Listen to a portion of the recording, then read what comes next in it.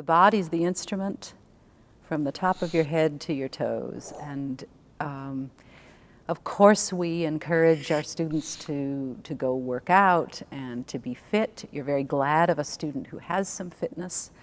And you refer to it. You know, one of the things you want to find out is, have you done any sports? And then you refer maybe to certain aspects of that sport, or you ask them to tell you about it.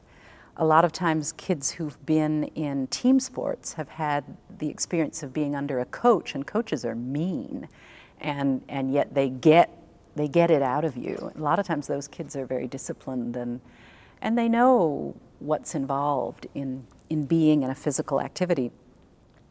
But I have a yoga mat in my studio, and I get the girls on the floor doing sit-ups and leg lifts in order to access the core areas of the body, as Pilates calls it. You know, all the core of the body is where we sing from. Glutes, abs, lower back.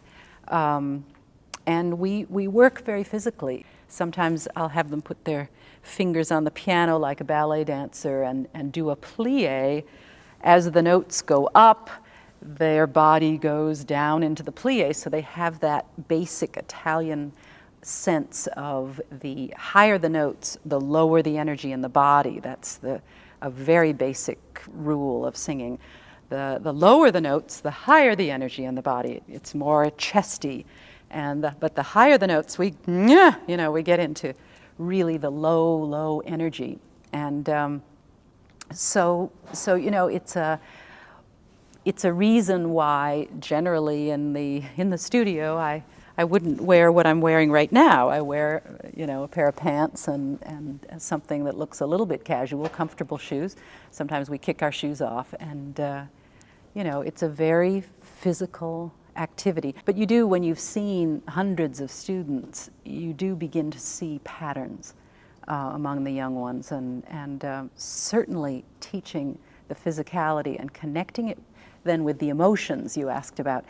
The emotions reside really in the area of what people call gut feelings, and there's a reason they call it gut feelings, because we have our deepest feelings here in the abs, in the stomach, and that's why people in great pain or grief will often hold their stomach and rock.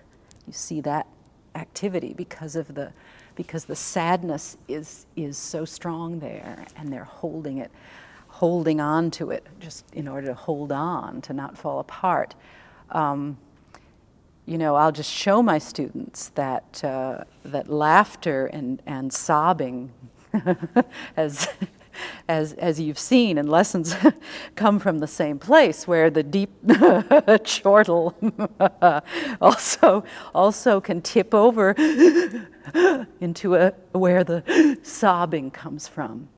I'm a medium easy crier. I always have Kleenex in my studio, and sometimes my students sing in a way that moves me to tears.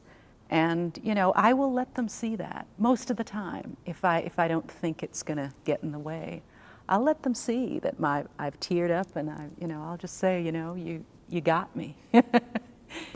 I'm all messed up because of what you just did, and tell them what it is. And sometimes the pianist will be crying too, if it's one of those moments, you know, when a young person gets it and is giving you from themselves that beauty in their soul and voice. It's just immensely moving, and I'm moved by it.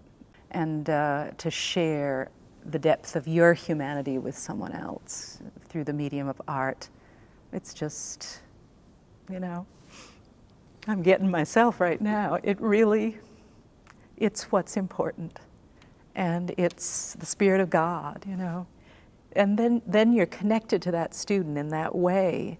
They can see that they can move Mrs. Frohnmayer, which, if they only knew how easy it is. But, you know, they can move me with what they do.